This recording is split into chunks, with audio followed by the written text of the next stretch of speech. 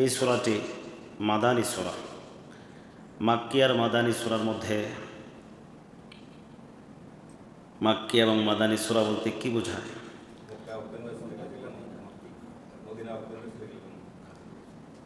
সবচেয়ে গ্রহণযোগ্য অভিমত হইল যেই সূরা নবী করিম সাল্লাল্লাহু আলাইহি ওয়াসাল্লামের হিজরতের আগে নাজিল হয়েছে ওইটা হলো মাক্কি, আর যেই সূরা হিজরতের পরে নাজিল হয়েছে সেটা হলো মাদানী।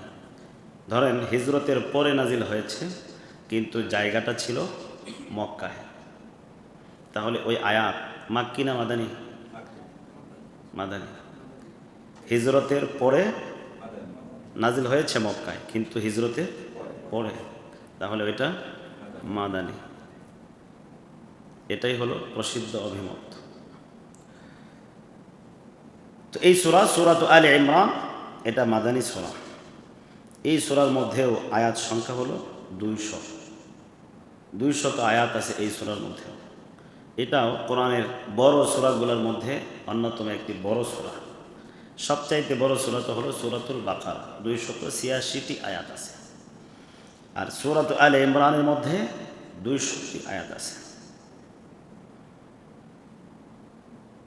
আল্লাহ রাব্বুল আলামিনের হাবিব মুহাম্মদুর রাসূলুল্লাহ সাল্লাল্লাহু আলাইহি ওয়াসাল্লাম একবার নাজরান থেকে 60 জন মানুষের একটা প্রতিনিধি দল আসছিল। কোথায় থেকে আসছিল? নাজরান এলাকা থেকে। এলাকার নাম হলো নাজরান।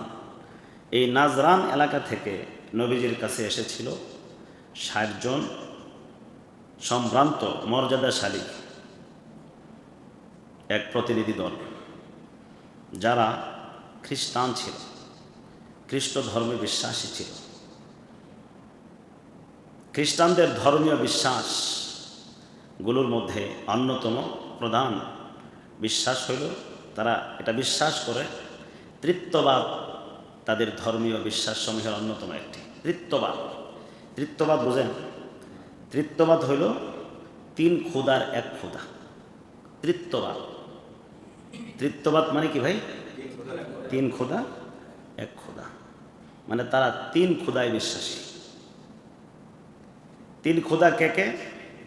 তারা 1 খোদা আল্লাহ তাআলাকে মনে করে তিনি একজন খোদা। দ্বিতীয় আরেকজনকে মনে করে, সে হইল হযরত মারিয়াম আলাইহা সালাতু ওয়াস সালাম। আর তৃতীয় খোদা যাকে মনে করে হযরত ঈসা আলাইহিস সালাতু ওয়াস সালাম। তাদের ভ্রান্ত বিশ্বাস, শিরকি বিশ্বাস। ঈসা আলাইহিস সালাতু ওয়াস সালামকে আল্লাহ তাআলা দুনিয়াতে বাবা ছাড়া জন্মদান করেছিলেন।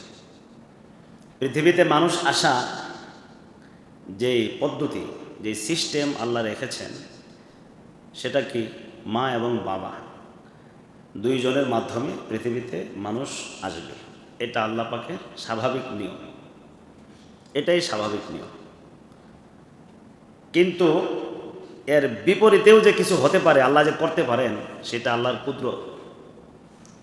দুনিয়াতে মা বাবার মাধ্যমে মানুষ আসে, এর বিপরীত বাবা ছাড়াও আসতে পারে, মা ছাড়াও আসতে পারে, মা বাবা 2টা ছাড়াও আসতে পারে। বিপরীত যে আল্লাহ ঘটাইতে পারেন, আল্লাহ যে সক্ষম, এটা আল্লাহ দুনিয়াতে দেখিয়েছেন।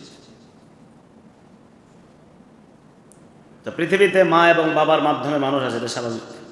কিন্তু যখন আল্লাহ তাআলা হযরত মারিয়াম আলাইহা সালাতু ওয়াস সালামের মাধ্যমে ঈসা আলাইহিস সালাতু ওয়াস সালামকে দুনিয়াতে পাঠাইলেন বাবা ছাড়া, তখন তারা মনে করতে লাগলো যে দুনিয়াতে যেহেতু ঈসা আলাইহিস সালাতু ওয়াস সালামের বাবা নাই, তাহলে এর বাবাকে, এটার সম্বন্ধ, এটার সম্পর্ক তারা সরাসরি আল্লাহর সাথে করা শুরু করল। নাউজুবিল্লাহ বলেন।